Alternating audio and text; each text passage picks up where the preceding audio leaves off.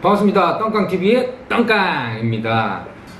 실제로 오늘 베트남에서 저희 회사는 오늘 설날 연휴가 마지막인데 마음이 좀 잡잡하고 씁쓸합니다. 내일부터 또 자고 일어나면 출근이라는 생각에 마음이 씁쓸하고 우울한데 이렇게 방송 촬영을 하면서 이 쓸쓸함과 우울함을 조금 달래보고자 촬영을 시작했고요. 이번 시간에는 많은 분들이 궁금해 하실 수도 있고 다른 유튜브에서도 많이 올린 정보라고 저는 알고 있는데 실제로 나와보지 않으면 잘 모르는 주재원생활, 주재생활에 대해서 제가 1편 장점, 2편 단점 이렇게 두 편으로 나누어서 영상을 올려드리려고 합니다. 일단 첫 번째 장점부터 제가 시작을 먼저 해볼 건데요. 일단 이 주재생활은 이 베트남 기준으로 제가 설명을 조금 드리려고 합니다. 물론 지극히 제 개인적인 생각이고 차후에 저희 회사 동생들이나 혹은 친한 사람들도 기회가 된다면 그 사람들에 대한 장점과 단점, 생활에 대한 불편 혹은 특히 남자들은 괜찮습니다. 근데 우리 보통 시청해주시는 분들, 남자분들 혹은 여자분들도 그러실 텐데 여자가 주제로 나왔을 때 어떤 점이 불편한지 이런 거 되게 궁금하실 겁니다. 물론 저도 궁금하고요. 그래서 기회가 된다면 저희 회사에도 여직원이 있으니 한번 기회가 됐을 때 그 직원들과 한번 인터뷰를 가져보는 시간을 한번 가질 수 있도록 해보겠습니다. 자, 일단 첫 번째 주재원으로 한국에서 면접을 보고 주재원으로 파견이 되면 주재 수당이 발생을 합니다. 보통 한국에서도 위험한 일이라든가 어디 파견을 간다 라고 했을 때는 보통 파견 수당이나 위험 수당이 붙죠. 똑같은 개념입니다. 주재로 나온 경우에 주재 비용이 붙는데 이 비용 수당 자체는 각 회사마다 다릅니다. 요새는 또 베트남에 워낙 현지 채용이나 이런 게 많아서 한국 주재로 채용이 되기보단 현지에서 바로 채용이 되는 그런 케이스가 있기 때문에 또 주재 수당이 발생을 안 하는 부분도 많은데 보통 한국에서 외국 주재 파견이 된다라고 했을 때는 엄청 여러분이 얼마나 생각하는지는 몰라도 5,000불, 6,000불 이렇게 주지는 않습니다. 적당한 선에서. 하지만 한국의 같은 동급에 같은 직급에 비교를 했을 때는 한국보다 연봉은 조금 더 높다. 그래서 약간 생활에 조금 여유는 있다. 첫 번째 장점이고요. 설명하다가 조금 깜빡했는데 일단 저는 인도네시아에도 잠깐 주재 파견으로 조금 있었고 지금 베트남에 4년 넘게 지금 주재 생활을 하고 있는데 지금 말씀드리는 거는 베트남 기준이고요. 그렇습니다. 일단 첫 번째는 연봉이 조금 개미 콧대까리만큼 높다. 그리고 두 번째, 이거는 정말 결혼하신 분들 혹은 가족이 나와 있는 분들이 아마 더 느끼는 부분일 텐데 일단 한국처럼 남 눈치를 안 봐도 됩니다. 하나 예를 들어 드릴게요. 옆집에 우리 순이 어머니께서 우리 집에 놀러와서 이런 말씀을 했어요. 어머, 우리 땡땡사에 김치 냉장고를 샀어.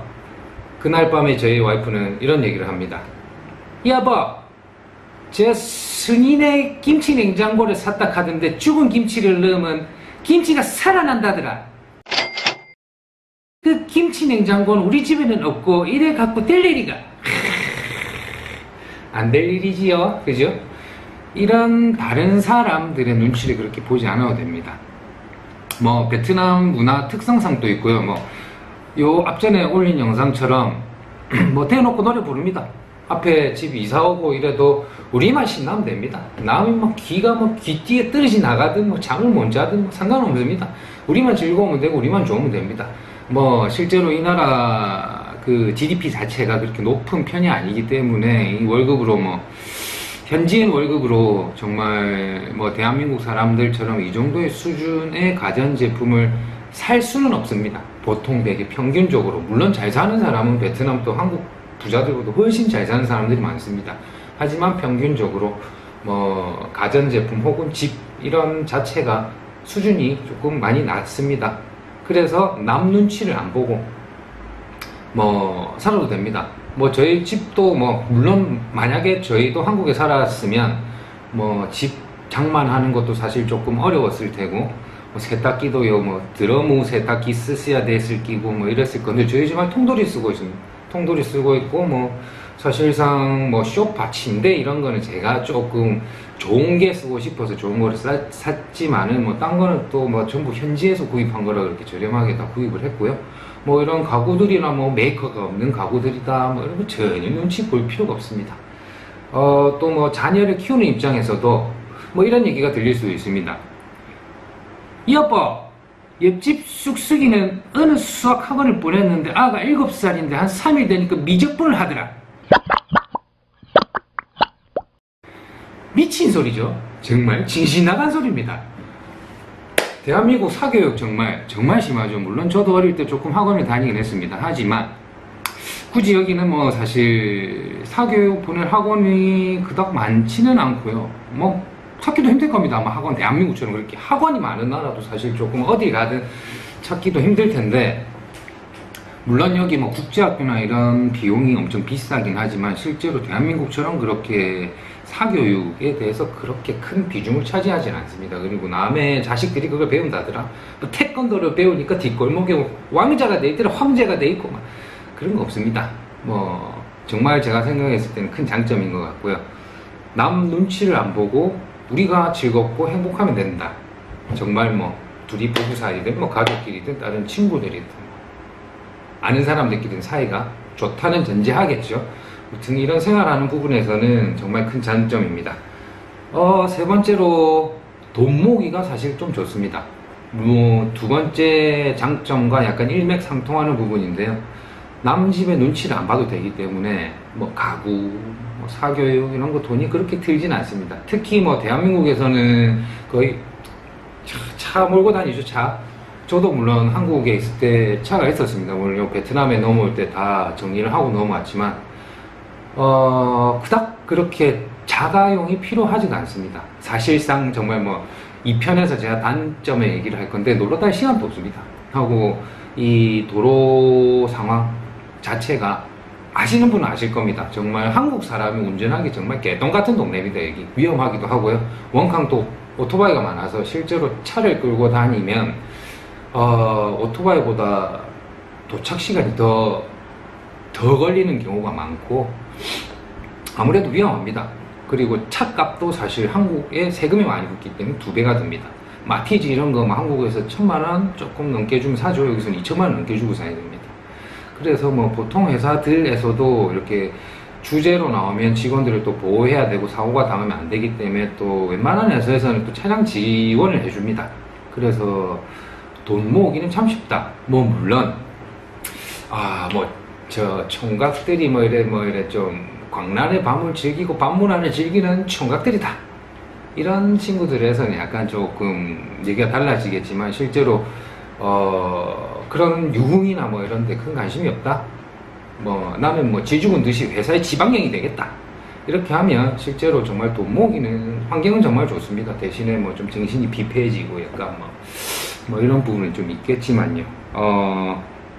그리고 네 번째, 물가가 좀 싸긴 쌉니다. 단 조건이 있습니다. 베트남 현지인과 동일한 수준으로 먹고 살았을 때 얘기입니다. 간혹 가다가 한국 분들이나 외국 분들이 뭐 베트남 물가 너무 싸지 않냐? 뭐 저 100만원 들고 가면 황제 대우받는다 하던데 개똥 같은 소리입니다. 100만원이 또입니까? 베트남도 뭐 저기 총각들이 특히나 가끔 그런 걸 물어보는데 저는 잘 모르겠습니다. 뭐 안 가봐서 모르겠고 뭐 경험 안 해봐서 모르겠지만 한국식으로 한국 음식을 먹고 한국보다 더 비쌉니다. 실제 저도 여기 넘어왔을 때 뭐 베트남식으로 저희 와이프랑 또 로컬 음식점에 가서 먹었는데 결국에는 한국 음식 처먹고 있습니다. 나는. 베트남 음식 처음 맛있습니다. 뭐 해외 문화니까 뭐 쌀국수도 먹고 뭐 이래 뭐 닭깨기 이런 것도 먹고 뭐 이래 뭐 해산물집 가가지고 뭐 해산물도 먹고 뭐 개고기도 뭐 샀고 뭐 한 접시에 되게 싸긴 싸거든요. 우리 저 회사 근처에 있는 저 그 동네에서 우리 현지 친구들하고 개고기를 한 접시를 물어 갑니다. 개고기를 한 3명에서 4명 물어 가면 한 4접시를 시키죠. 하고 베트남 술 시킵니다. 서에서 너에서 신나게 먹습니다. 뭐 다 해봐요! 이러면서 막 먹습니다.